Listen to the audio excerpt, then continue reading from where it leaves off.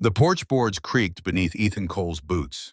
He was 89 years old now, his hands weathered from 6 decades of Montana winters, his eyes still sharp despite the silver in his hair.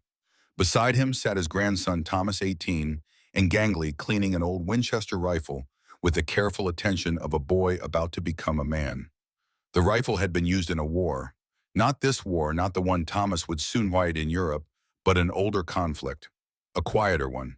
The kind that happened in frozen valleys and courthouse rooms, where the weapons were writs and wills, and the stubborn refusal to surrender what you loved.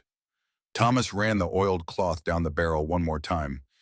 "Grandpa, how'd you learn to shoot so well?" Ethan smiled, the kind of smile that held 57 years of memory. He looked out across the valley where Thornwood Ranch spread like a promise kept. The sun was setting, painting the Montana sky in shades of copper and blood. It reminded him of another sunset long ago when he'd first seen this land. "You want to know why I live here?" Ethan's voice was low, steady. "Why I never left Thornwood. Why I stayed when I could have gone anywhere." Thomas nodded. "It's a long story, son. Started in the winter of 1883. I came here with nothing but empty hands and a letter from a lawyer I'd never met." The old man's eyes grew distant. He was seeing something Thomas couldn't, something that lived only in the country of memory. "I came here to die," Ethan said quietly, "but 5 women taught me how to live." Thomas set down the rifle. He'd heard pieces of this story before, fragments from his mother, whispers from his aunts, but never the whole truth, never from the man who'd lived it. "They called themselves the 5 Guardians," Ethan continued, "and the will said I had to serve them every month or we'd lose everything. The land, the home, each other." He paused, remembering the taste of whiskey and despair, the weight of snow on his shoulders, the moment when everything changed. "It was December 18, Ethan said, and I was 29 years old. The present faded, the past rose up like water from a deep well, and the story began. The cold came down from the mountains like a living thing, hungry and mean." Ethan Cole hunched deeper into his coat as the freight wagon lurched through another drift. Snow had been falling for 3 days straight, burying the Montana Territory under 3 feet of white silence. The driver, a grizzled man named Hawkins, hadn't spoken in an hour. He just chewed his tobacco and guided the horses with the grim determination of someone fulfilling an unpleasant duty. Finally, as they crested a low ridge, he pulled the team to a halt. "Far as I go," Hawkins said. Ethan blinked through the snow. "What Thornwood Ranch?" Hawkins pointed into the white distance. 2 miles that way." "I ain't going closer." "You're being paid to take me to the ranch." "Paid to take you to Thornwood land. We're on it now." Hawkins spat brown juice into the snow. "That place is cursed, mister. 5 giant women living alone out there. Nobody knows where they came from. Nobody knows what they are. I ain't getting closer than this." Ethan climbed down from the wagon, his legs stiff from the cold. He grabbed his single bag, everything he owned in the world. Clothes, a photograph of his wife and daughter, a half-empty bottle of whiskey. "You're a coward," he said to Hawkins. "Maybe, but I'm a living coward." The driver snapped the reins and turned the wagon around. Ethan watched him disappear into the falling snow. Then he turned and started walking. His boots punched through the crust with each step. The wind cut through his coat like it wasn't there. He'd been cold before, working on railroad bridges in the mountains, but this was different. This was the kind of cold that made you think about stopping, about sitting down in the snow and letting it cover you like a blanket. He'd thought about it a lot lately. Dying. It seemed easier than living. 8 months ago, scarlet fever had taken his wife Clara and their daughter Emma in the same week. He'd been working in Butte at the time, designing a bridge for Northern Pacific. By the time he got home, they were already buried. The house was empty. The silence was complete. He'd started drinking that day and hadn't really stopped. Lost his job, lost his savings, lost everything except the debts and the bottle. When the letter arrived from a lawyer in Helena informing him of an inheritance from an uncle he'd never met, he'd almost thrown it away. But the letter mentioned land, money, a fresh start. He didn't want a fresh start. He wanted to finish dying. But here he was, walking through a blizzard toward a place he'd never seen, to meet people he'd never heard of, because even in his despair, some small, stubborn part of him refused to quit. The ranch gate appeared through the snow like a ghost. Iron bars 10 feet high, crusted with rust and ice. The posts were thick, timber-solid despite decades of weather. A wooden sign hung from the crossbar, the letters burned deep into the wood.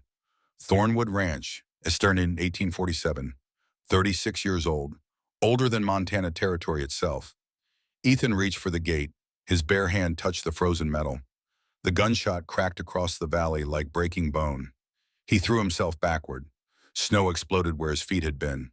The bullet buried itself 6 inches from where he'd stood. "Don't move." The voice was female, strong, coming from somewhere in the white distance. Ethan raised his hand slowly. His heart hammered. This wasn't how he'd expected to die, but he'd stopped being surprised by death's timing. "I said don't move." The voice was closer now. "I'm not moving," Ethan called back. "I'm Ethan Cole. I have a letter from the lawyer Morrison about the inheritance." Silence. The wind howled. Snow stung his face. Then 5 figures emerged from the storm. They moved like soldiers spread out covering angles. 4 of them carried rifles. The 5th held a lantern, though the afternoon is still bright enough to see by. They came closer, and Ethan's breath caught in his chest. The man Hawkins hadn't been exaggerating. They were all tall, not freakishly so, not impossibly, but tall enough that he had to look up to meet their eyes. 6 feet or more, each of them moving with the easy strength of people who worked with their bodies every day. The one in front lowered her Winchester slightly. She was the tallest, her height amplified by the thick coat and the way she carried herself. Blonde hair braided and tucked under a wide-brimmed hat, eyes the color of winter sky. "You're Ethan Cole." Her voice matched her bearing, command wrapped in a question. "Yes, ma'am." "You're late. We expected you 6 weeks ago." "I was," Ethan swallowed, "delayed." The woman studied him with the kind of gaze that saw through lies. She saw the tremor in his hands, the gauntness in his face, the smell of whiskey leaking through his pores despite 3 days of travel. "You've been drinking," she said. Not an accusation, a fact. "Yes, ma'am." "Are you drunk now?" "No, ma'am. Haven't had any in 2 days." "Good." She shouldered her rifle. "I'm Helena Thornwood. These are my sisters, Sarah, Margaret, Ruth, and Eliza." Ethan looked at each of them in turn. The second woman, brown-haired and warm-eyed despite the cold, gave him a small nod. The third, dark-haired, with spectacles, watched him with the analytical gaze of someone tallying numbers. The fourth, red-haired, with a scar across her cheek, kept her hand on her revolver. The 5th, blonde hair, nearly white, stood silent and still as a standing stone. "Sisters?" Ethan asked. "By bond, not blood," Helena said. "Come, we'll explain inside, unless you'd rather freeze out here." She turned and walked toward the ranch buildings, visible now through the thinning snow. The others followed. Ethan hesitated only a moment before trailing after them. He'd come here expecting lawyers and papers, formalities and farewells. A quick signature, a sale, enough money to drink himself to death in comfort. Instead, he'd found 5 women with rifles and secrets living alone in the Montana wilderness. The wind picked up, erasing their footprints as they walked. The main house was solid timber, built to last and meant to intimidate. 2 stories with a wide porch and shuttered windows. Smoke rose from 3 chimneys. Ethan could see other buildings scattered across the compound. Barns, a smokehouse, what looked like a bunkhouse. Everything well maintained despite the isolation. Helena led them inside. The warmth hit Ethan like a wall. A massive stone fireplace dominated one end of the main room, flames crackling behind an iron grate. The walls were rough-hewn logs chinked tight against the cold. Mounted animal heads stared down from above. Elk, bison, a massive grizzly bear. The furniture was simple but sturdy. A long table, chairs built for size and function. Shelves lined with books. No decoration for decoration's sake. Everything here had a purpose. "Sit," Helena said, gesturing to a chair near the fire. Ethan sat. The heat made his frostbitten fingers ache. The woman called Sarah disappeared into what looked like a kitchen. The one with spectacles, Margaret, went to a desk and pulled out a thick folder. Ruth positioned herself by the door, still armed. Eliza drifted to a window, watching the storm. Helena remained standing. "You know why you're here?" "The letter said I inherited the ranch from Josiah Thornwood. My great-uncle, supposedly, though, I'd never heard of him until 6 months ago." "Josiah was your father's uncle, your grandfather's brother. The families lost touch after your grandfather moved east." Helena's voice was matter-of-fact, reciting history she'd memorized. Josiah never married, never had children. The Thornwood line ends with him. Ended, Margaret corrected quietly. He died last May. I'm sorry, Ethan said, though he felt nothing. His capacity for grief had burned out 8 months ago. Are you... Helena's eyes were sharp. You didn't come to the funeral, didn't respond to the first 3 letters from the lawyer. I was... Ethan stopped. What could he say? I was drunk. I was drowning. I was hoping to die before I had to deal with any of this. I'm here now. Sarah returned with a tray, coffee hot and black and a plate of bread and cold beef. She set it on the table beside Ethan. You look half-starved. Eat. It wasn't a suggestion. Ethan picked up a piece of bread. It was fresh, the crust still warm. He bit into it, and his stomach woke up, reminding him he hadn't eaten properly in days. He forced himself to chew slowly, to not devour it like an animal. Margaret opened the folder.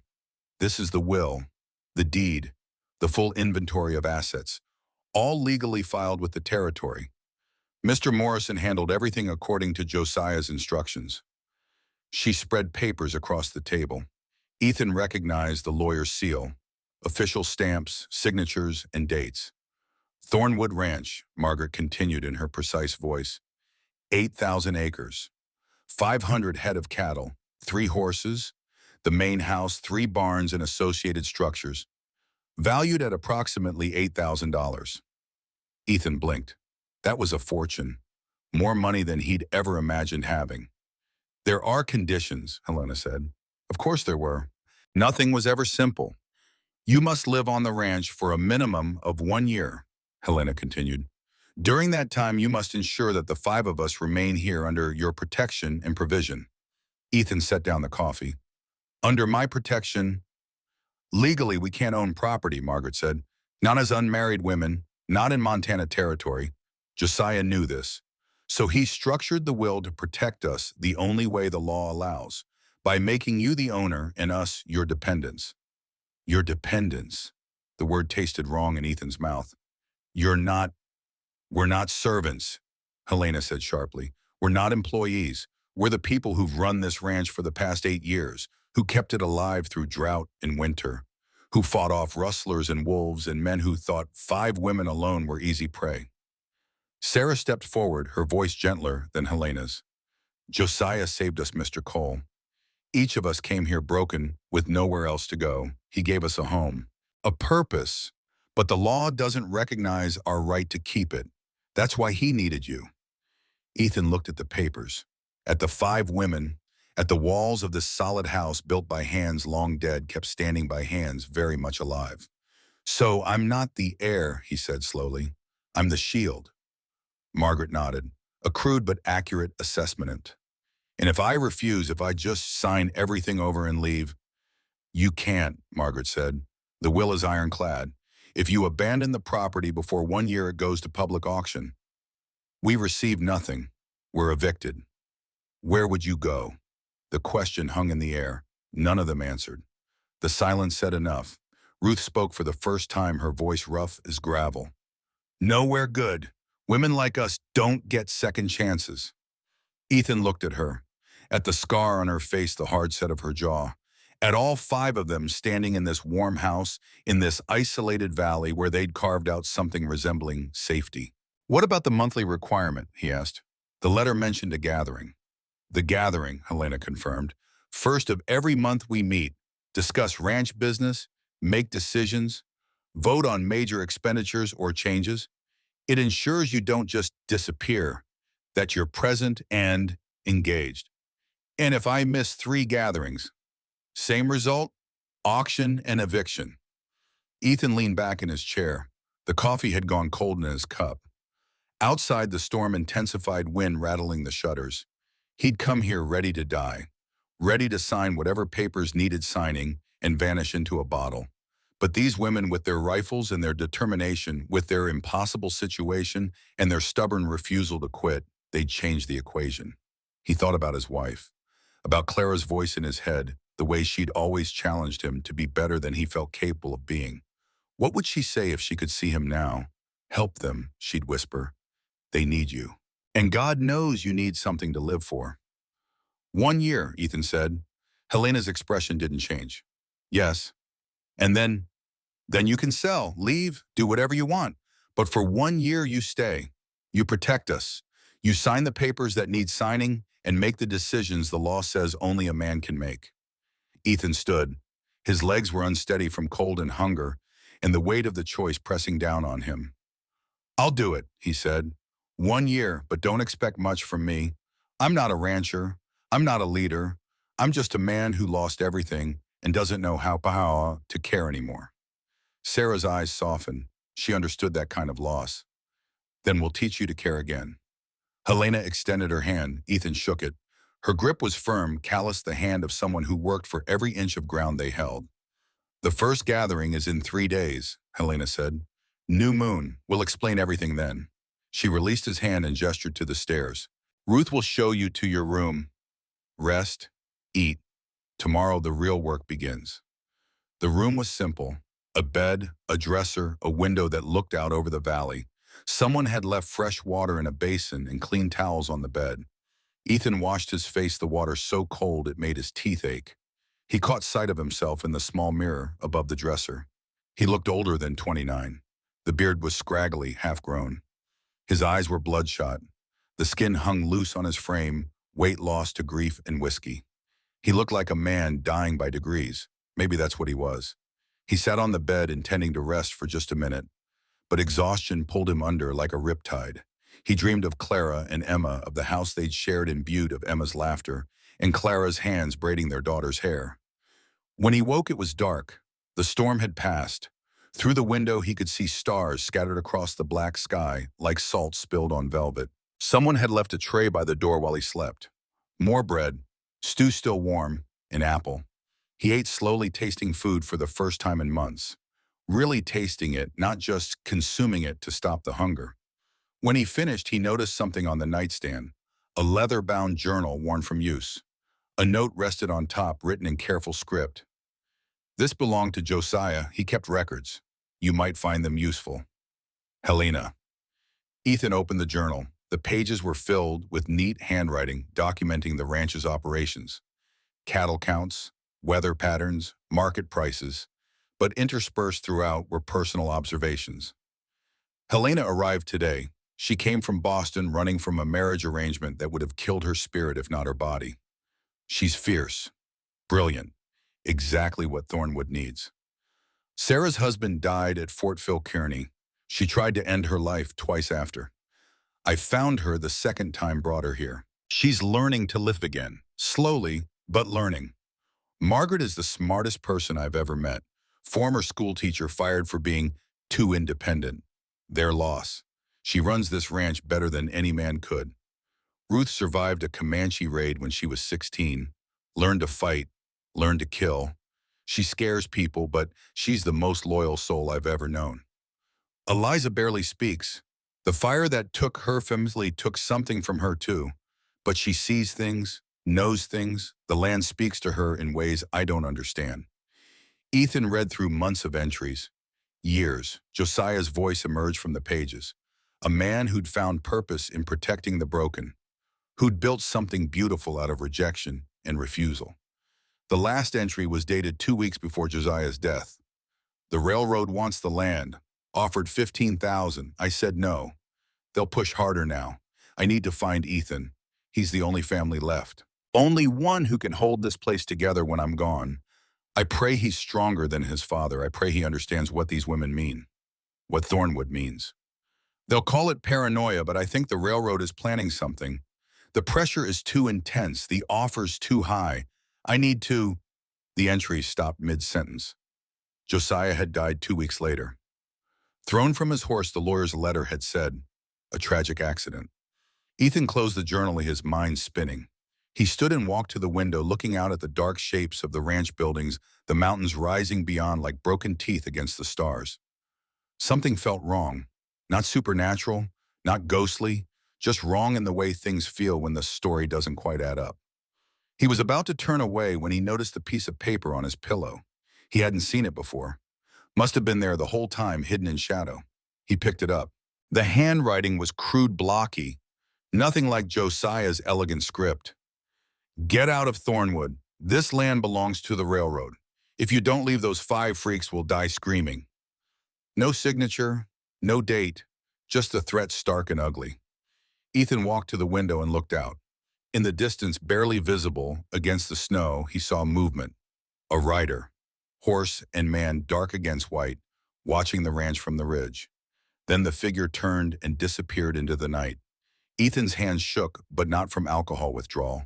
From anger. From the first stirring of something he hadn't felt in months. Purpose. Someone was threatening the 5 women downstairs. The women who'd been nothing but honest with him, who'd fed him and given him shelter, who'd asked only that he stay and help them keep what they'd built. He looked down at the threatening letter, at the crude words and their crueler meaning. 1 year he'd promised, 1 year of protection. He hadn't meant it when he'd said it, had been thinking only of survival, of getting through another day without the bottle. But now, holding this threat in his hands, seeing that rider vanish into darkness, Ethan Cole felt something shift in his chest, some locked door beginning to open. Maybe he couldn't save his wife and daughter. Maybe that guilt would haunt him until he died. But he could save these 5 women. He could stand between them and whatever was coming. He could be useful again, needed again. He folded the letter and put it in his pocket. Tomorrow he'd show Helena. Tomorrow they'd figure out who delivered it and why. Tonight he stood at the window and kept watch until dawn broke cold and clean over the Thornwood Valley, turning the snow to fields of light. 3 days later, under the dark of the new moon, Ethan Cole attended his first gathering. The 5 women sat around the long table in the main room, candles burning between them instead of lamps. Some kind of tradition, he figured. Something Josiah had started. Helena sat at the head of the table. Ethan sat at the foot, the position of authority he didn't feel ready to occupy. The others filled the space between. The gathering is where we decide Thornwood's future, Helena began. Her voice carried the weight of ritual, of something repeated so often it had become liturgy. Every voice matters. Every vote counts. Ethan, as legal owner, you have the right to veto any decision. But use that power carefully. We've built this place together. We run it together. Ethan nodded. Understood. Margaret opened a ledger. First order of business. Montana Central Railroad has increased their offer. $18,000 for the full property. They want an answer within 30 days. Silence settled over the table like snow. That's a fortune, Ethan said quietly.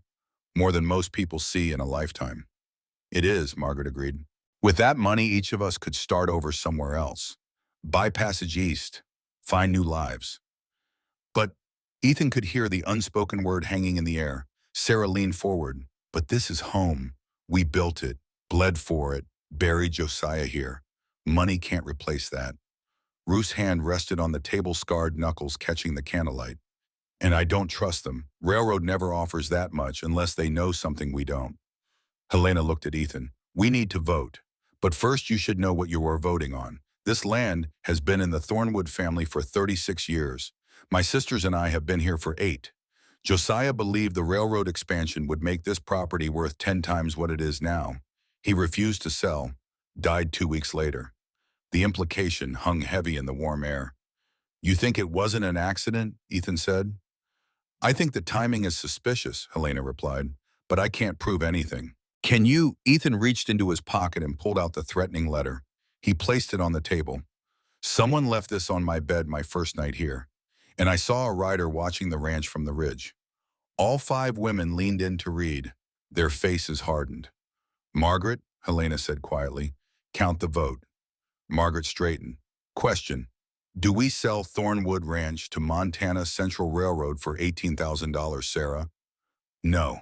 Sarah's voice was firm. Ruth. Hell no. Eliza. The quiet woman spoke for the first time that evening, her voice barely above a whisper. No, the land. It needs us. We need it. Helena. No, we don't surrender what we've built. Margaret. Margaret paused. Ethan could see the war in her eyes. The practical woman who understood numbers fighting against the woman who had found a home. No, she said finally. The money would be gone in 5 years. This land is forever. All eyes turned to Ethan. He thought about his wife, about what she'd want him to do.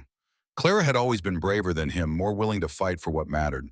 He thought about the 5 women around this table, about how they'd taken him in despite his weakness, fed him, sheltered him, asked for nothing but his presence and his promise. He thought about Josiah's journal, about a man who'd spent his life protecting people nobody else wanted. "We don't sell," Ethan said. "This land is yours. Nobody takes it while I'm here to stop them." Helena smiled, a real smile, not the careful mask she usually wore. "Then it's decided. We fight." The second matter of business concerned the winter supplies. Sarah reported that the forecast looked brutal, one of the worst winters Montana had seen in years. They needed to spend $300 on additional hay and firewood. The vote was unanimous.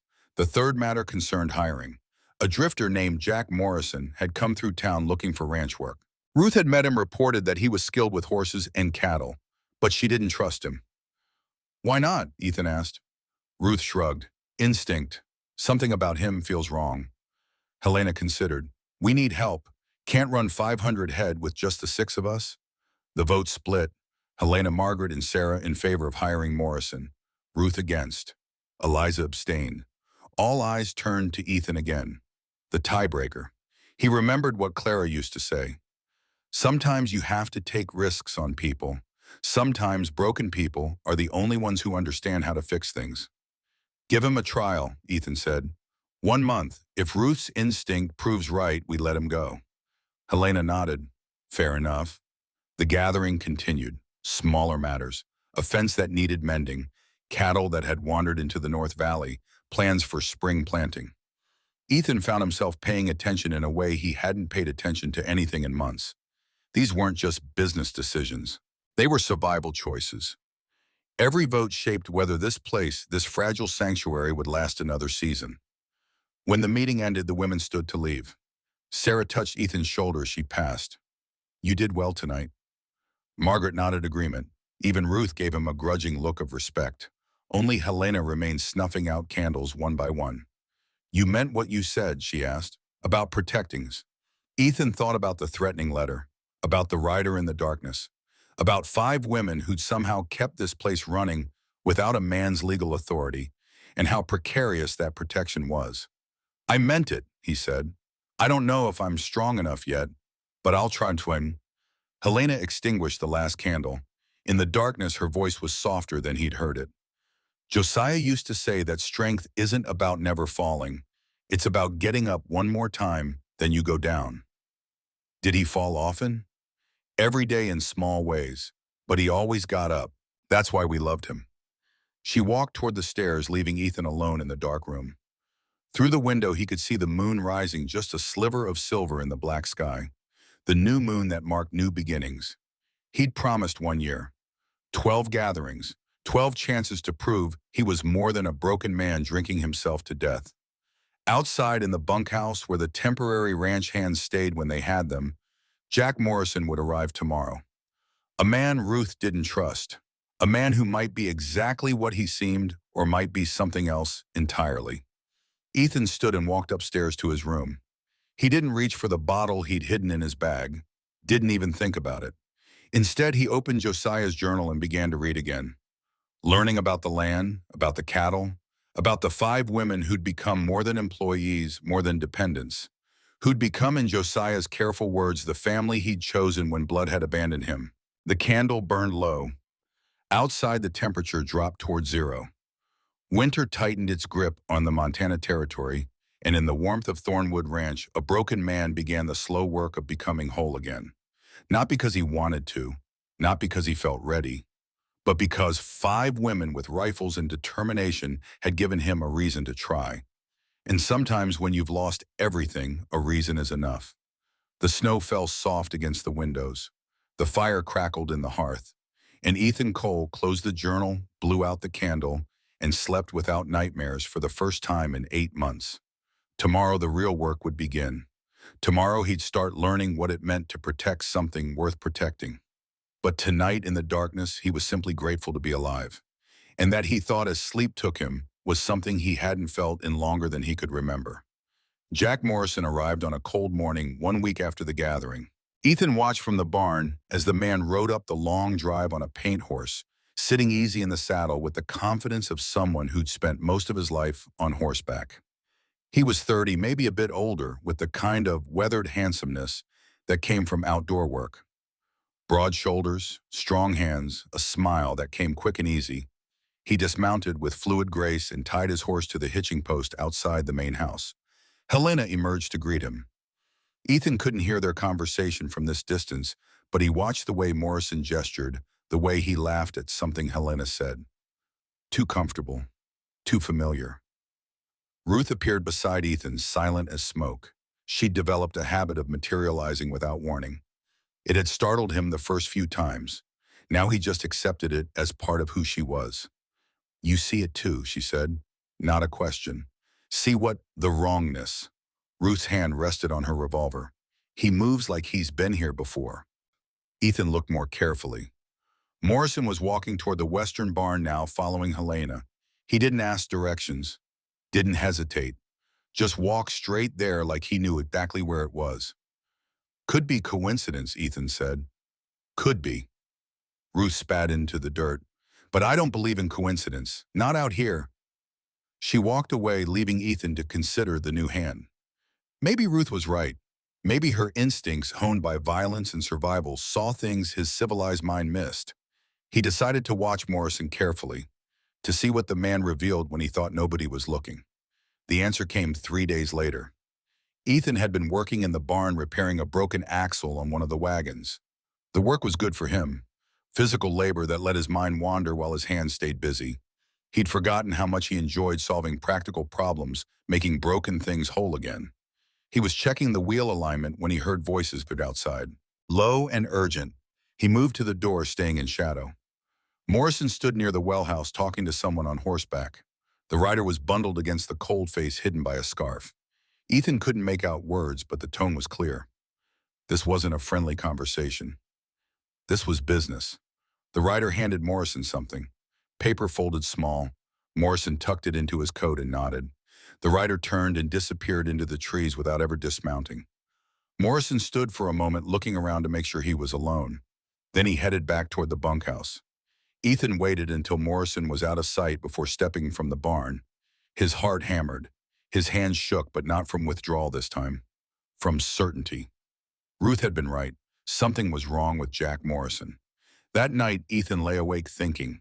He could confront Morrison directly, could tell Helena what he'd seen. But if Morrison was working for the railroad, and if the railroad was willing to threaten and intimidate, then confrontation might trigger violence. Better to watch, to wait, to catch Morrison in an act that couldn't be denied. The opportunity came 2 days later. Ethan rose before dawn, as had become his habit. He found he slept better when he woke early, when he filled his days with work instead of whiskey. He'd been sober for 12 days now, the longest stretch since Clara died. He was heading to the barn when he saw Morrison slip out of the bunkhouse, moving with the careful silence of someone who didn't want to be noticed.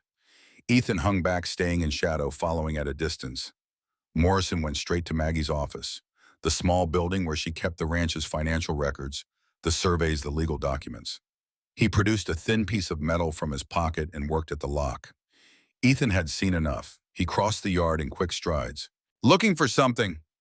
Morrison spun, hand dropping to his gun. His face, so friendly and open in daylight, went hard and cold. Just needed to check on some paperwork, Morrison said. Helena asked me to.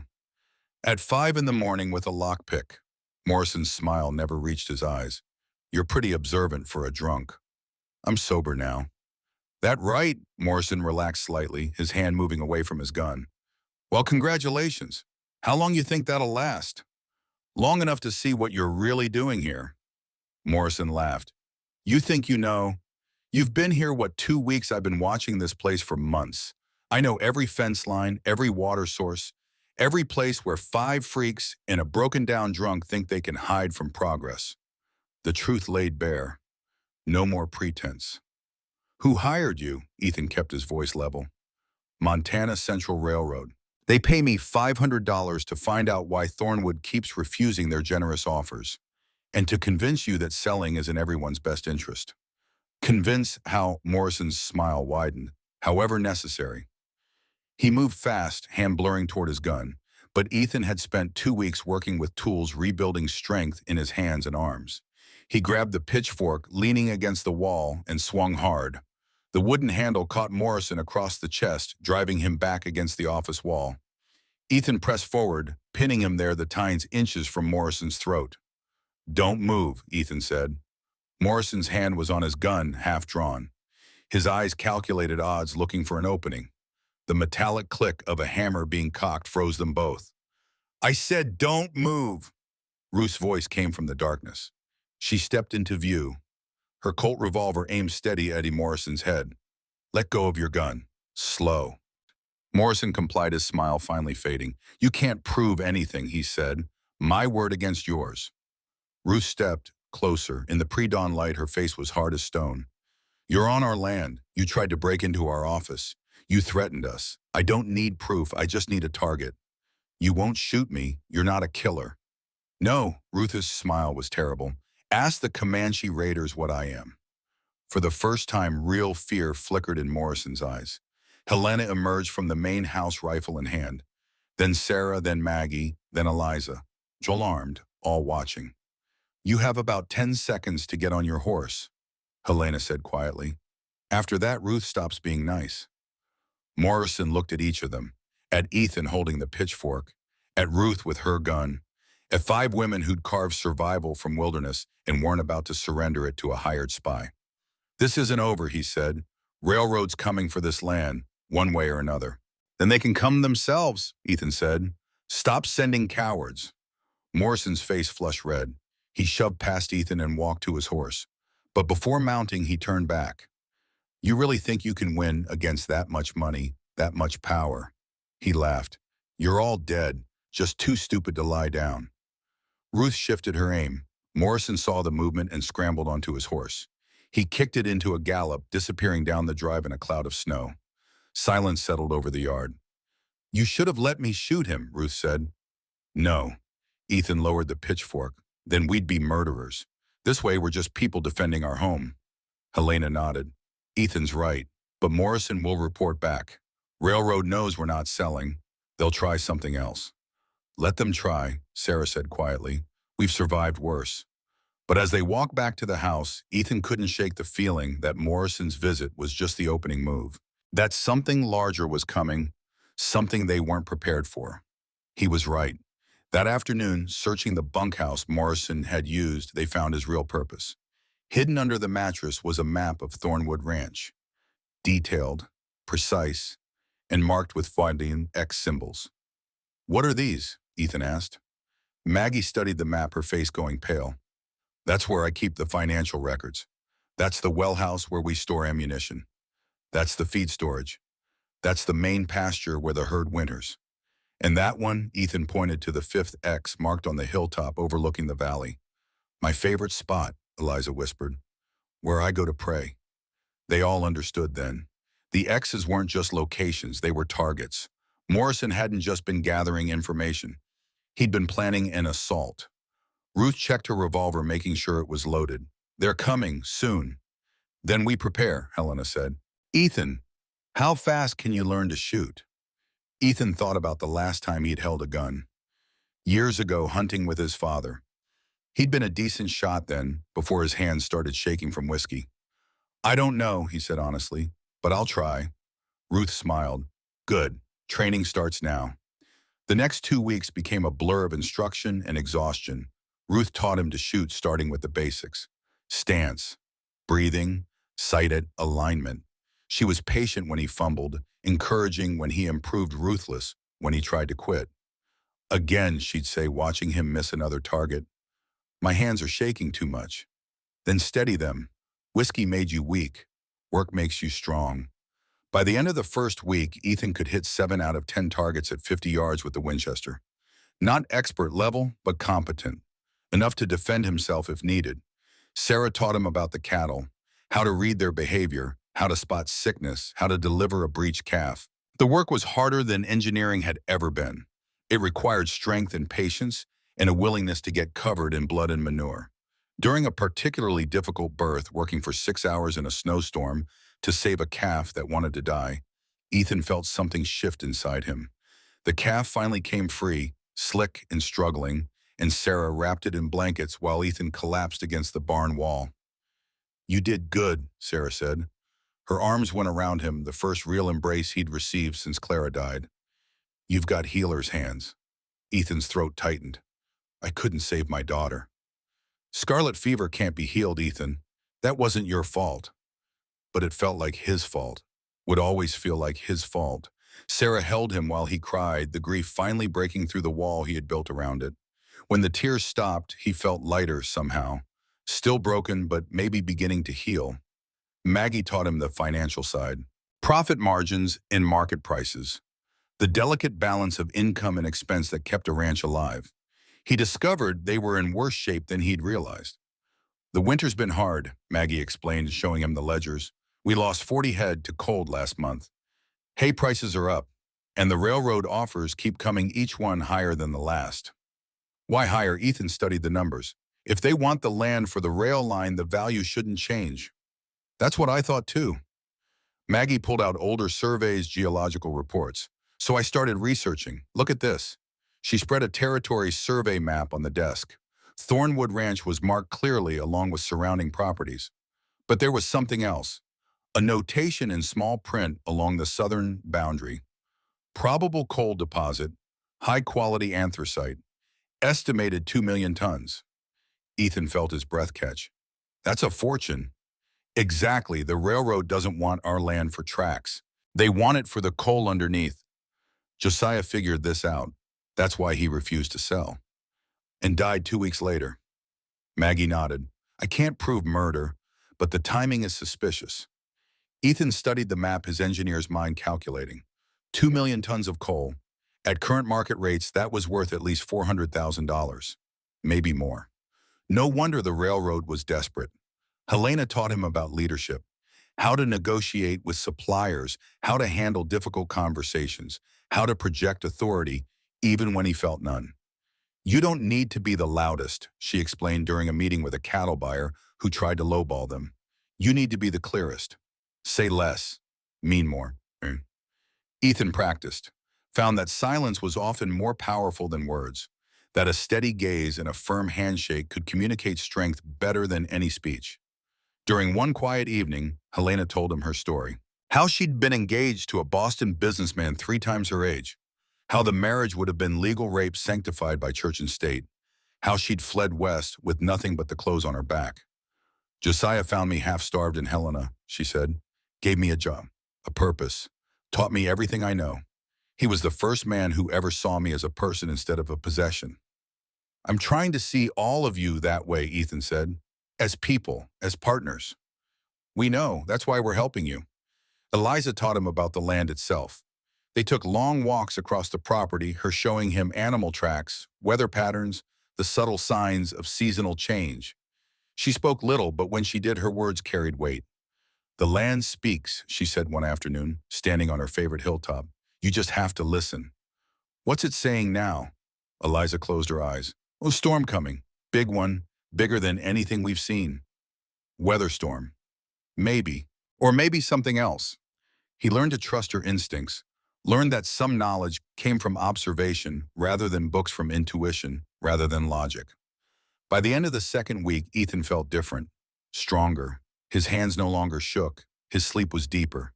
The constant ache for whiskey had faded to a distant murmur. He looked in the mirror one morning and saw a man he almost recognized, still haunted, still carrying grief, but no longer drowning in it. Then the real storm hit. Late January brought cold that redefined the word. 40 below zero. Wind that cut through clothing like it wasn't there. Snow that fell for 10 straight days without pause. This was the winter that would later be called the Big Die-Up. The winter that killed hundreds of thousands of cattle across Montana and Wyoming. The winter that broke ranchers and ended the open range forever. Thornwood Ranch stood directly in its path. The first 3 days they worked around the clock, herding cattle into protected valleys, building windbreaks from whatever materials they could find, distributing the hay reserves they'd stockpiled. By day 4, the hay was running low. By day 6, they'd lost 40 cattle. On day 7, Sarah went missing. She'd ridden out to check the southern herd that morning, promising to return by noon. When darkness fell and she still hadn't appeared, Helena called everyone together. "We have to find her," Helena said, "but in this storm searching is suicide." "Then I'll commit suicide," Ethan said. "I'm not leaving her out there." Ruth started to argue, but Helena held up a hand. "If anyone goes, it should be me. I know this land better." "And if you die, who leads?" Ethan pulled on his coat. "I'm expendable." "You're not." "You're not expendable," Sarah had told him once, and now he believed it. But compared to Helena, compared to what these women had built, he was still the newest member, the most replaceable. "I'm going," he said. "Tell me which direction." Helena's jaw tightened. Then she nodded. "South Valley, follow the creek bed. But Ethan, if you don't find her in 2 hours, you come back.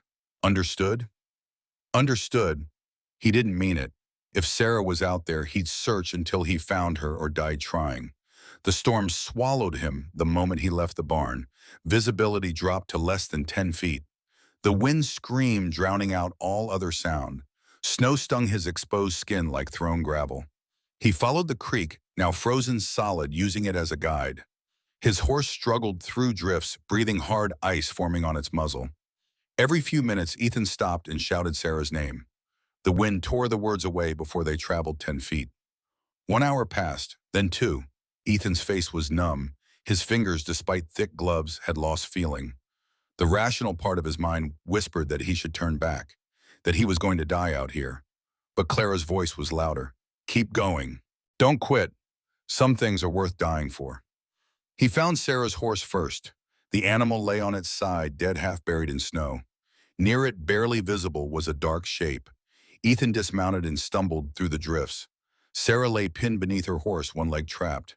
She was conscious but weak, her lips blue with cold. "Ethan." Her voice was barely audible. "You shouldn't have come." "Shut up." He assessed the situation. The horse was too heavy to lift. But maybe he could lever it. He found a fallen tree branch, thick and strong. Using the principles of physics he'd learned designing bridges, he wedged it under the horse's body. Found a rock to use as a fulcrum. Pushed down with all his weight. The horse shifted, 6 inches, a foot. "Pull your leg out," Ethan gasped. Sarah tried, screamed, tried again. Her leg came free, bent at a wrong angle. Broken. Ethan dropped the lever and moved to her. "Can you stand?" "I don't think so." "Then I'll carry you." He got her onto his shoulders, ignoring her protests, ignoring the way his own muscles screamed. His horse couldn't carry both of them in this snow. They'd have to walk. 1 mile back to the ranch. Might as well be 100. Ethan started walking, one step, then another. Sarah's weight pressed down on his shoulders. The wind tried to knock him sideways. The cold seeped through his clothes into his bones. He thought about his daughter, about carrying her to bed when she fell asleep reading, about how light she'd been, how precious. Sarah wasn't light. She was solid muscle and determined survival, and every step was agony. But he kept walking. His vision blurred. His legs went numb. He fell twice, nearly dropping Sarah, forcing himself back up through sheer stubbornness. He could see the ranch lights now. Distant, wavering. Maybe real, maybe hallucination. He kept walking. Ruth found them 50 yards from the barn. She appeared through the storm like an avenging angel, grabbing Sarah from Ethan's shoulders, shouting for help. Helena and Maggie came running. They carried Sarah inside. Ethan followed his legs, giving out the moment he crossed the threshold. He woke in his bed, wrapped in blankets, Ruth sitting in a chair beside him. "How long?" he asked. 6 hours. "Doctor said you have frostbite. Going to lose 2 toes on your left foot." Ethan looked down. His foot was wrapped in bandages. It throbbed with distant pain. "Sarah." "Broken leg." Maggie said it. "She'll recover." Ruth leaned forward. "You saved her life. You know that." "She saved mine first. Fair trade." Ruth smiled, a real smile, rare as gold. "You're family now. You understand that. You're one of us." The words settled into Ethan's chest, warm and foreign and wonderful. Family. Something he'd thought he'd lost forever. "The storm," he asked. "Still going. 3 more days, maybe. We've lost 180 heads so far. More than a third of the herd." The financial implications hit him. $1,800 in lost cattle. Their profit margin was gone. They were in serious trouble. But they were alive. All 6 of them. That had to count for something. He slept again. When he woke, it was to find Sarah standing in his doorway, leaning on a crutch Maggie had fashioned. "You're supposed to be resting," Ethan said. "So are you." She hobbled over and sat on the edge of his bed. "Thank you. You'd have done the same." "Maybe, but you actually did it." She touched his hand. "I told you once that we'd teach you to care again. I think you've learned." Ethan looked at her hand on his, at the calluses and scars, the evidence of hard work and harder choices, at the kindness in her eyes, the understanding that came from shared loss. "I'm starting to," he said. "It still hurts, caring, but maybe that's okay. It's more than okay. It's what makes us human." She left him to rest. Outside, the storm finally began to break. By the next morning, the wind had died. The sun emerged, turning the snow to fields of blinding white. They assessed the damage. 180 cattle dead. The western barn's roof collapsed under snow weight.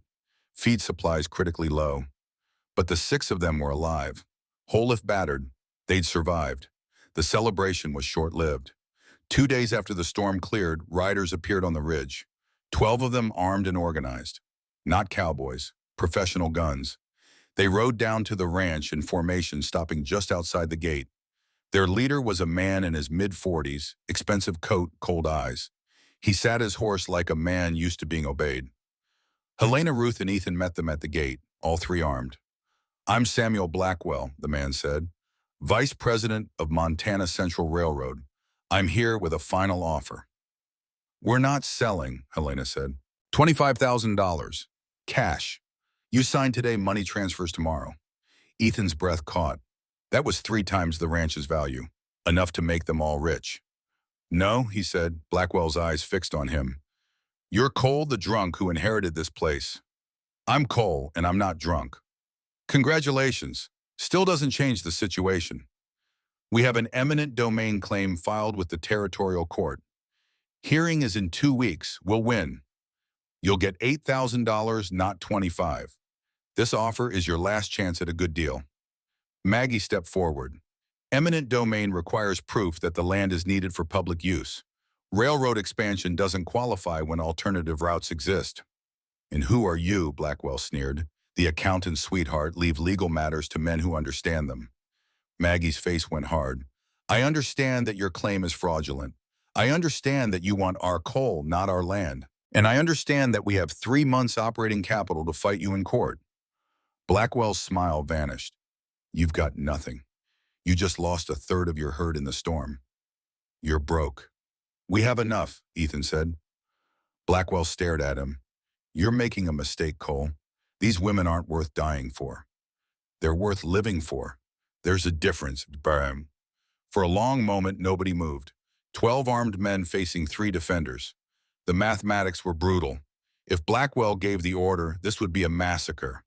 But Blackwell was a businessman, not a killer. At least not yet. He pulled his horse around. 2 weeks, he said. "See you in court." They rode away, leaving tracks in the snow like scars. That night was the second gathering. The mood was tense.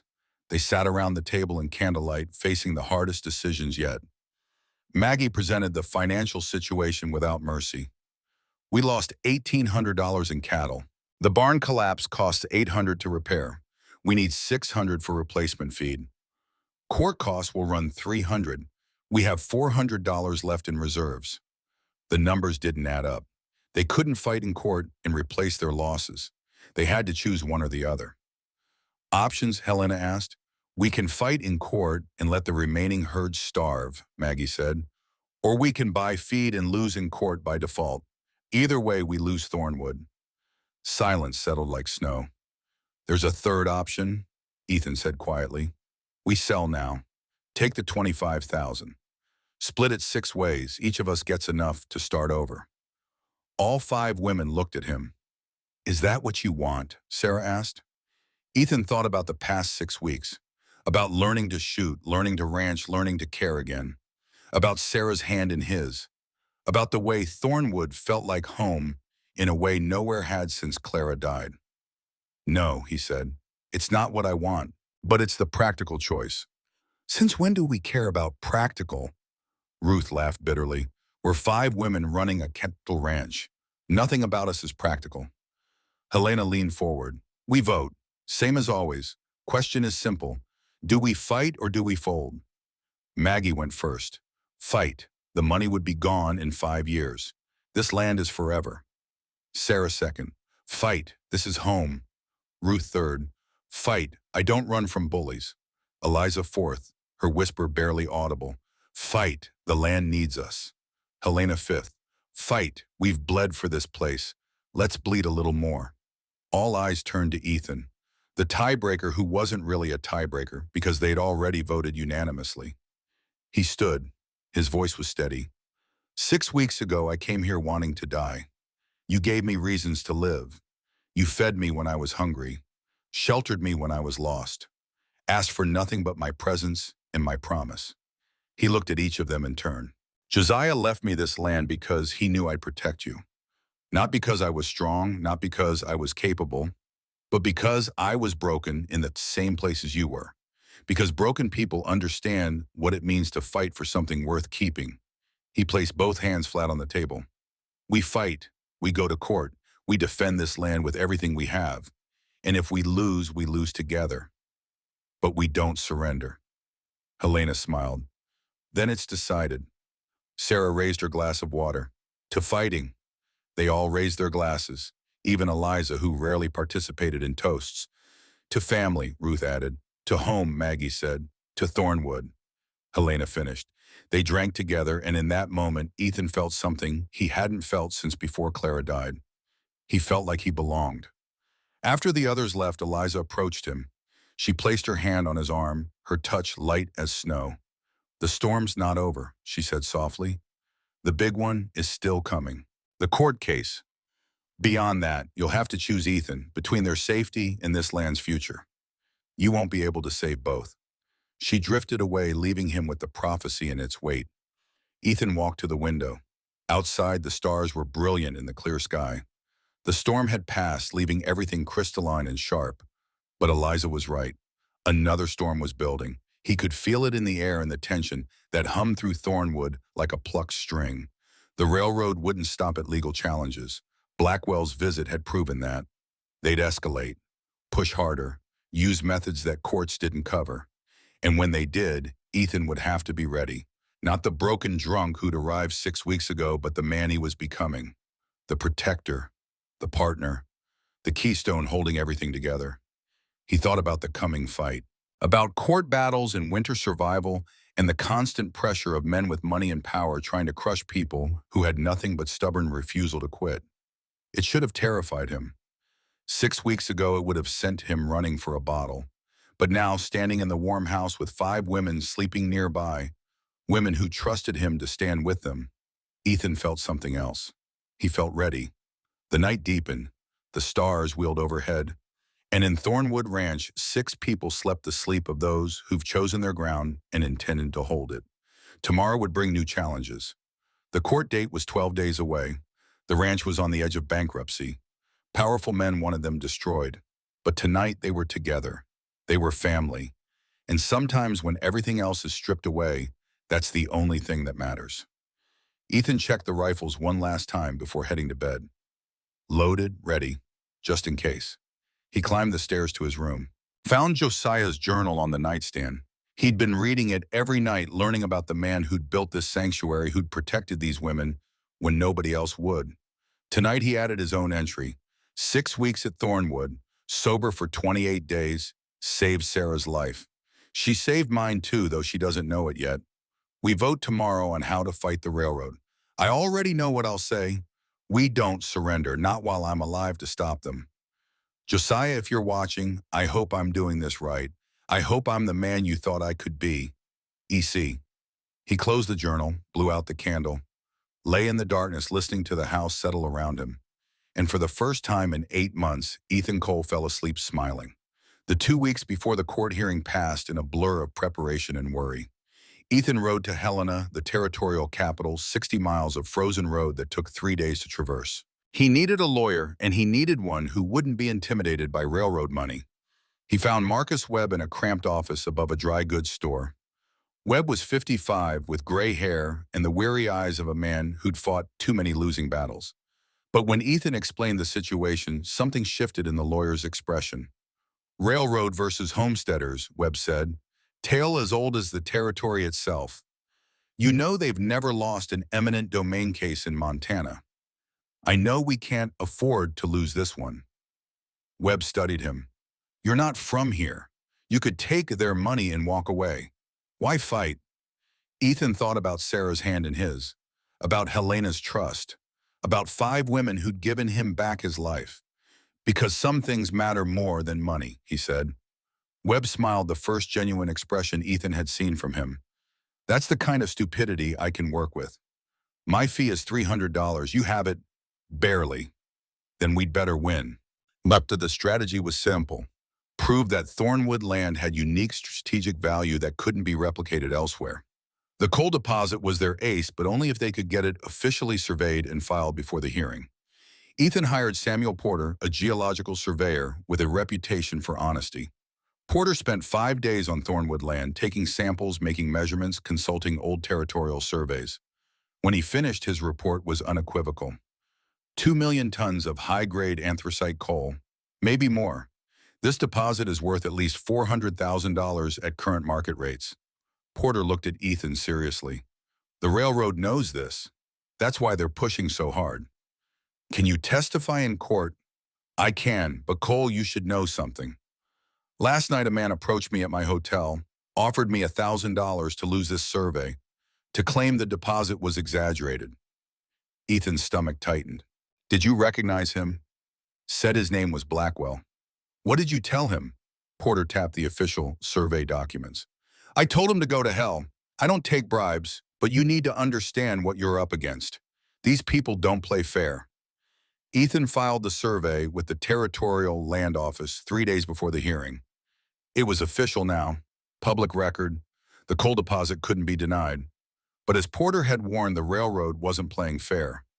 The night before they left for court, Ethan met with each of the women. Personal conversations, last words in case everything went wrong. Helena stood on the porch watching the sun set over the valley.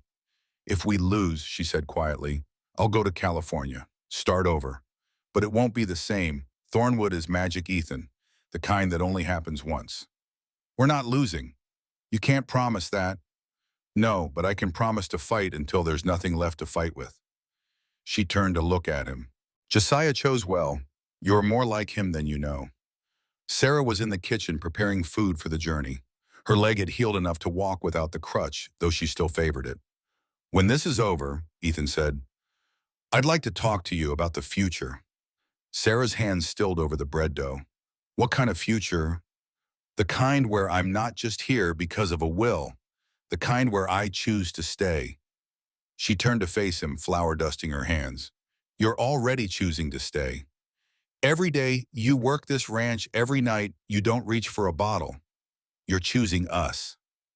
I mean something more than that. Understanding dawned in her eyes, something warm and fragile like the first day of spring after a brutal winter. Ask me again after the trial, she said softly, when we know if we have a future to plan. Maggie showed him the ledgers one last time. If we win, we'll be broke but operational. If we lose, we get $8,000 split 6 ways, $1,300 each. Enough to start over, but not enough to ever build something like this again. Then we win. Math doesn't care about determination, Ethan. No, but people do. Ruth cleaned her guns with methodical precision. Court won't decide this, she said. Blackwell's not the type to accept defeat.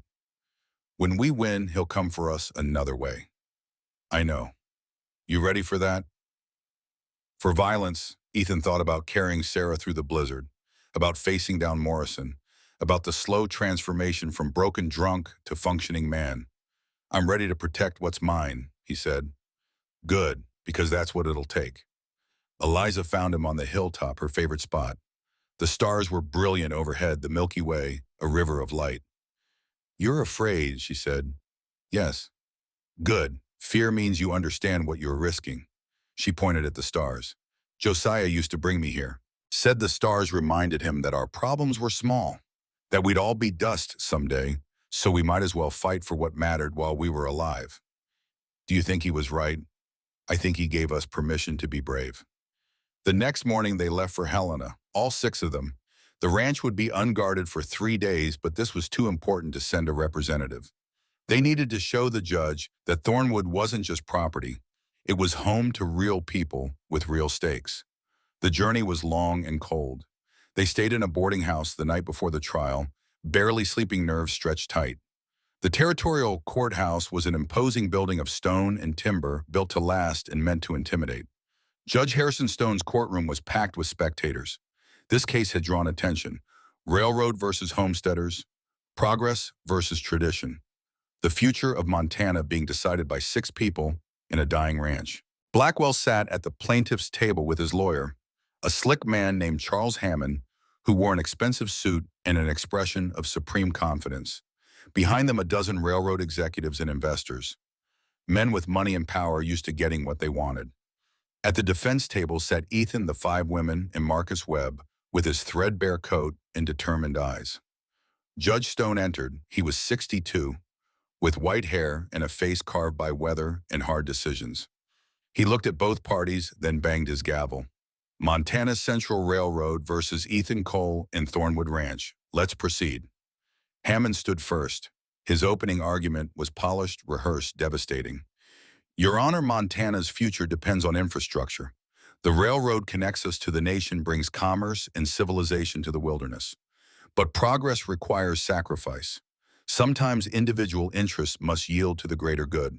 He paced before the judge, confident and commanding. Mr. Cole inherited Thornwood Ranch only 4 months ago. He has no deep ties to the land, no generational connection. Our offer of $25,000 is 3 times the property's assessed value. More than generous. More than fair. Hammond gestured at the 5 women. The current occupants, while sympathetic, have no legal standing. They're dependents, not owners. Their emotional attachment, however genuine, doesn't override territorial interest. He returned to his table. The railroad needs this land for essential infrastructure. We've filed proper eminent domain papers. We're offering fair compensation. The law is clear. We respectfully request the court rule in our favor. Hammond sat. The railroad executives nodded approvingly. It was a strong opening. Logical, legal, hard to refute. Webb stood slowly. He didn't have Hammond's polish or presence, but when he spoke, his voice carried the weight of conviction. Your Honor, my opponent talks about progress, about the greater good. Beautiful words, but let's talk about truth. He pulled out the geological survey. This land contains a coal deposit worth over $400,000. Montana Central doesn't want it for railroad tracks. They want it for mining rights. This isn't about progress, it's about profit. He pointed at Blackwell. They've offered escalating amounts because they know the land's true value. They've hired spies to infiltrate the ranch. They've attempted bribery. They've made threats. Webb walked to the defense table. Thornwood Ranch was established in 1837 years ago when most of Montana was wilderness. The Thornwood family built something lasting, something real. And when the last Thornwood died, he left it to people who'd earned it through labor and loyalty. He gestured at Ethan and the 5 women. These aren't squatters or opportunists. They're ranchers. They've survived blizzards and bandits. They've turned 8,000 acres of raw land into a functioning operation. They employ local workers. They pay territorial taxes. They contribute to Montana's economy. Webb returned to face the judge. The railroad claims eminent domain requires this specific land, but there's an alternate route 3 miles south. Equally viable. Slightly more expensive, yes, but possible. This isn't about necessity, it's about greed. He placed the survey on the judge's bench. The law requires proof of unique public need. The railroad hasn't met that burden. We have. This land has strategic mineral value to the territory.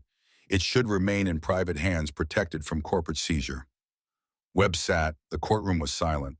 Judge Stone reviewed the papers before him. We'll hear testimony. Mr. Hammond, call your first witness. The railroad's case was methodical. Engineers testified about the proposed route, though Webb's cross-examination revealed the southern alternative they'd conveniently ignored. Financial experts discussed fair market value, though Webb got them to admit they hadn't factored in the coal deposit. Then Blackwell took the stand. He was smooth confident, painting the railroad as a benevolent force bringing civilization to the frontier. Hammond asked softball questions. Blackwell gave rehearsed answers. Then Webb stood for cross-examination.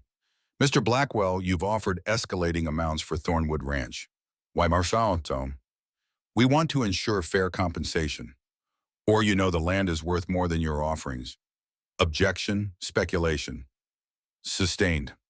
Webb changed tactics. Did you hire a man named Jack Morrison to infiltrate Thornwood Ranch? Blackwell's composure slipped slightly. I don't know anyone by that name. Did you offer surveyor Samuel Porter $1,000 to falsify his geological report? Objection, baseless accusation. Judge Stone leaned forward. Mr. Webb, do you have evidence of this? I have Mr. Porter's testimony. Your Honor, he's waiting outside. The judge nodded. We'll hear from him. Mr. Blackwell, you're dismissed for now. Blackwell left the stand, his face flushed with anger. Porter testified next. Under oath, he described Blackwell's bribery attempt in detail. The courtroom erupted. The judge banged his gavel for order. Hammond tried to discredit Porter, but the surveyor was unshakable. His credentials were impeccable. His report was thorough. The coal deposit was real, documented, valuable. Then it was the defense's turn. Helena took the stand first. She wore a simple dress, her hair braided, her bearing dignified despite the stares. Many in the courtroom had never seen a woman her height. They whispered, pointed. She ignored them all. Webb asked her about Thornwood's operations. She described 8 years of work, cattle management, financial planning, survival against weather and wolves and men who thought women were easy prey. Hammond's cross-examination was brutal. Miss Thornwood, you're not the legal owner of this property, correct? Correct. You have no legal claim to it. Not under current law, no. Then why should this court care about your attachment to it? Helena looked directly at the judge. Because law should protect people, not just property. Because 6 people have poured their lives into this land. Because sometimes what's legal and what's right aren't the same thing. The courtroom went silent. Hammond tried to recover. Emotional appeals don't change legal facts. No, Helena agreed, but maybe they should change legal thinking. She stepped down. Sarah testified next, describing her husband's death, her near suicide, her salvation at Thornwood. Maggie presented financial records proving the ranch's viability. Ruth spoke about defense against rustlers and predators. Then Ethan took the stand. Webb asked him the critical question. Mr. Cole, why not take the railroad's money? $25,000 would make you rich. Ethan looked at the 5 women sitting in the front row. At Helena's strength, at Sarah's warmth, at Maggie's intelligence, at Ruth's loyalty, at Eliza's quiet wisdom. Because some things can't be bought, he said. Thornwood isn't just land. It's home to people who have nowhere else to go. It's sanctuary for people society rejected. My Uncle Josiah understood that. He left me this property not because I deserved it, but because he trusted me to protect it, to protect them. You could protect them somewhere else. No, this specific place matters. It's where they're safe, where they're free, where they can be themselves without judgment or threat. Money can't replace that. Nothing can. Hammond stood for cross-examination. And Mr. Cole, you inherited this property while drunk and in debt. True. True, too. You'd never ranched before, never lived in Montana, had no connection to this land whatsoever. Also true. So you're not a rancher, you're not a frontiersman, you're an opportunist who inherited something valuable and now refuses to share the wealth. Ethan met Hammond's eyes steadily. I was broken when I came to Thornwood. Lost my wife and daughter to scarlet fever. Drank myself nearly to death. Wanted to die. Those 5 women saved me. Gave me purpose. Taught me to live again. I'm not keeping this land out of greed. I'm protecting the people who gave me back my life. Hammond tried several more attacks, but Ethan didn't waver. He'd found something worth fighting for. That conviction showed in every word. Finally, Judge Stone called for closing arguments. Hammond gave a competent summary, law and precedent, eminent domain and public interest. The railroad's rights and society's needs. Webb's closing was simpler. Your Honor, this case is about power. The railroad has money and lawyers and political connections. The defendants have only their labor and their determination. If we rule that power always wins, we tell every small rancher, every homesteader, every ordinary person that they don't matter, that their homes can be taken whenever someone richer wants them. Webb gestured at the survey. The coal deposit proves this land has unique value to Montana territory, not to the railroad, to all of us. It should stay in the hands of people who'll steward it, not corporations who'll strip mine it and move on. He returned to the defense table. These 6 people aren't asking for special treatment, just fair treatment, the chance to keep what they've earned, what they've bled for. That's not too much to ask. Judge Stone reviewed his notes for what felt like hours. The courtroom held its breath. Finally, he looked up. This court finds that Thornwood Ranch does possess unique strategic value due to documented coal deposits. The railroad has failed to prove absolute necessity for this specific route when viable alternatives exist.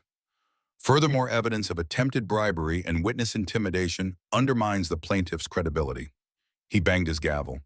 Eminent domain claim is denied. Thornwood Ranch remains the property of Ethan Cole. The courtroom exploded. The railroad executives shouted protests. Webb pumped his fist. The 5 women embraced. Ethan sat frozen, barely believing what he'd heard. They'd won.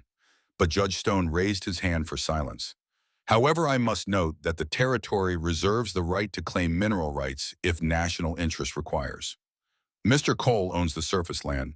The coal beneath is a separate question for future litigation. It was a partial victory, but it was victory nonetheless. Outside the courthouse, Blackwell intercepted them on the steps. His face was rigid with fury. "This isn't over," he said quietly. "Legal fight is done, but there are other ways." "Is that a threat?" Ethan asked. "It's a promise. You humiliated me, made me look weak. I don't forget that." Ruth's hand moved toward her gun. Helena stopped her with a look. "We won in court," Helena said. "That's all that matters." "Court," Blackwell spat the word. "Out here, court doesn't mean anything. Out here, only thing that matters is who's willing to go furthest." He walked away, leaving the threat hanging in the cold air. They stayed in Helena that night, celebrating cautiously. Webb joined them for dinner, accepting their gratitude with typical lawyer pragmatism. "Don't celebrate too much," he warned. Blackwell meant what he said. Railroad has lost the legal route. They'll try something else. "Let them try," Ruth said. "We're ready." But nobody was ready for what came next. They left Helena the following morning, 2 wagons carrying all 6 of them. The journey home was 60 miles of frozen road, 2 days of travel. They were 20 miles from Thornwood, passing through a narrow canyon when the attack came. Riders emerged from the rocks, 8 of them armed with rifles, led by Blackwell himself. The wagons halted. Ethan's hand moved toward the Winchester Ruth had insisted he carry, but they were badly outnumbered. Any fight would be a massacre. Blackwell rode forward slowly. "Told you it wasn't over." "What do you want?" Ethan called. "What's mine? The land, the coal, everything I paid for and you stole." "Court said it's ours." "Court," Blackwell laughed. "I'm done with courts, done with lawyers and judges and civilized pretense. Out here away from town, it's just us. Just force and will, and who's stronger." He raised his rifle. "Get off the wagons. Walk away. I'll burn them and everything in them. You'll have nothing, but you'll be alive." Ruth stood slowly in the wagon bed. Her hand rested on her revolver. "You'd have to shoot us first." "I can arrange that." The other riders raised their weapons. 8 rifles against 2 revolvers and Ethan's Winchester. The mathematics were brutal. Helena stood beside Ruth. "You really want to be a murderer, Blackwell? That's the man you want to be." "I want to be rich. If that requires killing squatters and freaks, so be it." Sarah stood, then Maggie, then Eliza, all 5 women facing down armed men, unyielding as mountains. Ethan climbed from the wagon, Winchester in hand. He wasn't a gunfighter, wasn't a killer, but he'd learned to shoot. And more importantly, he'd learned what mattered. "You're not taking them," he said quietly. "Not while I'm breathing." Blackwell studied him. "You really willing to die for land you have owned 4 months? Not for land, for family." The word hung in the air. Family. Not employees, not dependents. Family. Blackwell's finger tightened on the trigger. The shot cracked across the canyon, but it came from behind Blackwell. One of his own men fired first, aiming at Ruth. She dove, the bullet missing by inches. Then chaos erupted. Ruth came up shooting. Her first shot took down the man who'd fired at her. Her second dropped another rider. Helena grabbed a rifle from the wagon. Sarah and Maggie provided covering fire. Ethan aimed at Blackwell but couldn't get a clear shot. The railroad boss was moving, using his horse for cover, firing at the wagons. A bullet splintered wood near Ethan's head. He dropped behind the wagon wheel, returned fire. His hands were steady, his breathing controlled. Everything Ruth had taught him, muscle memory taking over. The fight lasted maybe 2 minutes. Felt like hours. When it ended, 3 of Blackwell's men were down. 2 dead, 1 wounded. The others had fled, deciding no amount of railroad money was worth dying for. But Ruth was hit. She lay beside the wagon, blood spreading across her leg. The same leg that had been injured before, now shattered by a rifle round. Sarah rushed to her, tearing cloth for bandages. "Stay still. Don't move." Ruth laughed through gritted teeth. "Not going anywhere." Blackwell lay on the ground, disarmed his horse, fled. Ethan stood over him. Winchester pointed at his chest. "Do it," Blackwell said. "Shoot me. Prove you're no better than me." Ethan wanted it with an intensity that scared him. This man had threatened them, attacked them, tried to destroy everything they'd built. But Clara's voice whispered in his mind, "Don't become what you hate. Don't let darkness win." "No," Ethan said. He lowered the rifle. "We're not murderers." Helena appeared beside him. "He's right. We tie him up. Take him to the territorial marshal. Let the law handle this." Ruth, pale from blood loss, managed a protest. "He'll come back. He'll try again." "Maybe," Ethan said. "But we're not killers. That's not who we are." They bound Blackwell's hands and loaded him onto one of the horses. Loaded Ruth into the wagon, Sarah pressing bandages against her wound. The bodies of the dead men they left for the marshal to retrieve. The journey home took another day, Ruth drifting in and out of consciousness. When they finally reached Thornwood, they sent for the doctor in town. He worked on Ruth's leg for 3 hours. "She'll live," he said when he emerged, "but the leg is badly damaged. She'll walk with a cane for the rest of her life. Maybe not even that." Ruth took the news with grim acceptance. Still alive, still dangerous. That's enough. They turned Blackwell over to the territorial marshal. With multiple witnesses to the ambush, including Ethan's testimony and the bodies in the canyon, Blackwell was charged with attempted murder and assault. Montana Central Railroad, desperate to avoid scandal, immediately distanced themselves from him. Called him a rogue employee, fired him publicly. The railroad abandoned their Thornwood claim entirely. Too much bad publicity, too many legal complications. They found an alternate route, paid more for right-of-way elsewhere, and pretended they'd never wanted Thornwood in the first place. Victory. But it had cost them. Ruth's injury was permanent. Ethan carried guilt about not shooting Blackwell when he had the chance. And the violence had shaken them all, reminded them how fragile their safety really was. But they'd survived. Together. Spring came slowly to Montana. The snow melted. The grass returned. They buried the cattle that had died during the winter and counted the survivors. 320 head remained, enough to rebuild. They used a loan from the Helena Bank with the coal deposit as collateral to purchase 50 new head. Hired 2 reliable ranch hands, carefully vetted this time. Began the slow work of restoration. Ethan threw himself into the labor. He discovered he was good with his hands, good at solving practical problems.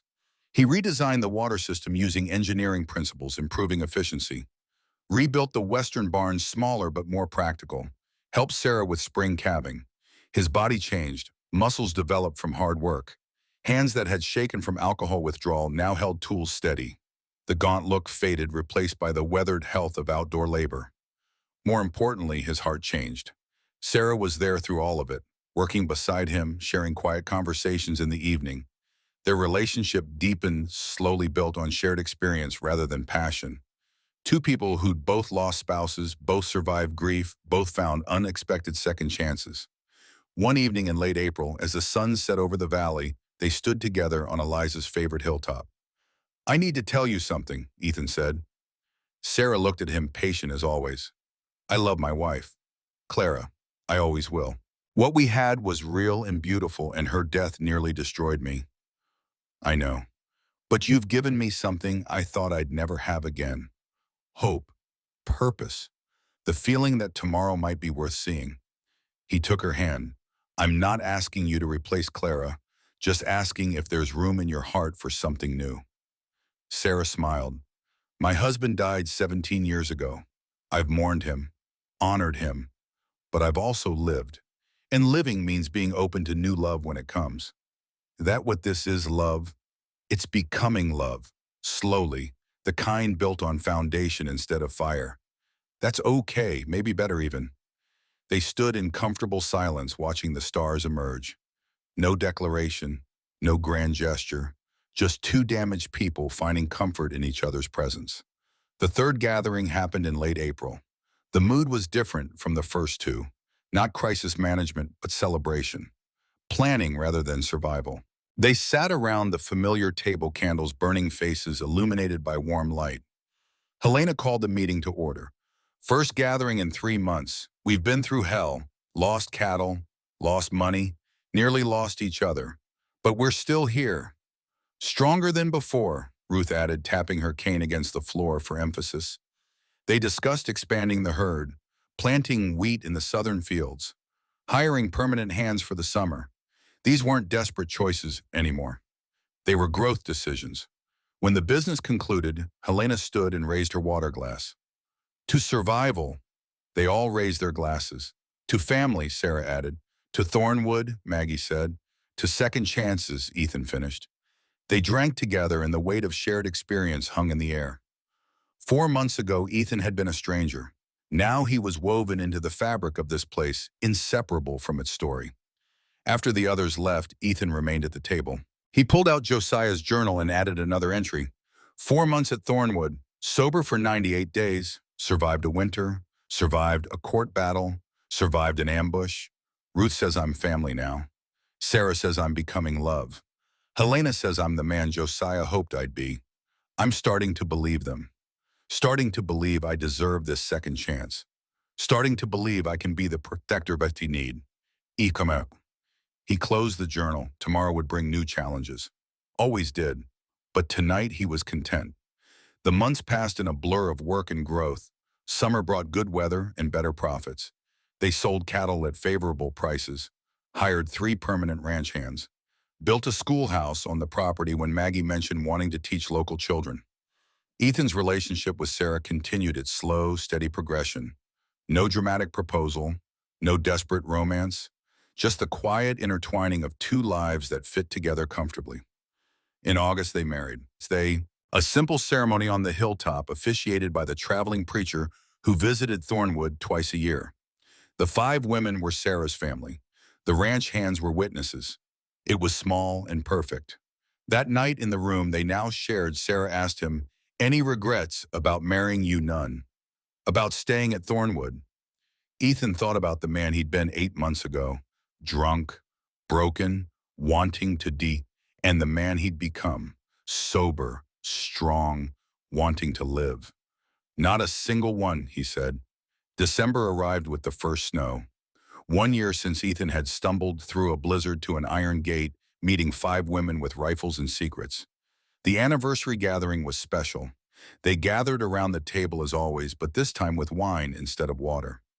A celebration, not just business. Helena stood. 1 year ago, Ethan Cole arrived at Thornwood, drunk, lost, barely alive. We didn't know if he'd stay a week, much less a year. She looked at him. But you did stay. You worked. You fought. You became one of us.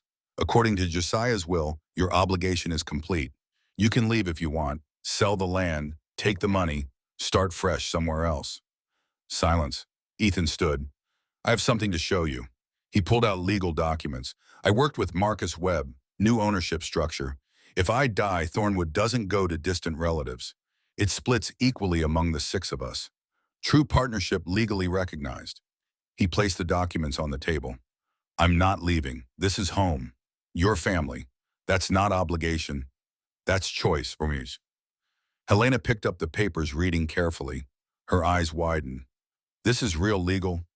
Completely. We're partners now, all 6 of us. Equal shares in everything Thornwood represents. Maggie examined the documents, her analytical mind checking every clause. This is extraordinary. You're giving us ownership. You earned it. You built this place. I'm just the legal fiction that lets you keep it." Ruth laughed her cane-tapping approval. "Not a fiction anymore. You're real as the rest of us." They signed the documents together. 6 signatures, 6 people bound not by blood, but by choice and survival and love. After the others left, Sarah and Ethan walked to the hilltop. The stars were brilliant, the air crisp and clean. "Happy?" she asked. "More than I thought possible. Clara would be proud of you." The words should have hurt. Instead, they brought comfort. Clara would want him to live, to love again, to find on after grief. "Thank you," he said. "For what?" "For saving me. I came here to..." "You taught me to live." Sarah leaned against him, warmth in the cold night. "We saved each other. That's what family does." Years passed. Thornwood Ranch prospered. The cattle herd grew to over 1,000 head. They expanded their land holdings, purchasing adjacent properties, built more buildings, hired more hands, became one of the most successful operations in Montana Territory. Ethan and Sarah had 3 children, 2 boys and a girl. They grew up on the ranch, learning to ride and rope and read, learning the value of hard work and fierce loyalty. The 5 original women remained. Helena eventually joined the Territorial Council, fighting for women's rights and homesteader protections. Maggie's school grew, teaching dozens of children. Ruth trained militias, protecting settlements across the territory. Eliza became a respected spiritual leader, people traveling hundreds of miles for her counsel. Sarah was the heart of Thornwood, beloved by everyone who knew her. They aged slowly, bound together by something stronger than blood. In 1889, Montana became a state. They celebrated with a party that lasted 3 days. In 1900, the new century arrived. Ethan was 46, Sarah 49. Still strong, still working. The years blurred together in the way happy years do. Time marked by births and deaths, seasons and cycles, the eternal rhythm of ranch life. And then it was 1943, and Ethan was 89 years old, sitting on the porch with his grandson, Thomas. The story had come full circle. Thomas stared at his grandfather with new understanding. So grandmother Sarah was one of the 5 guardians.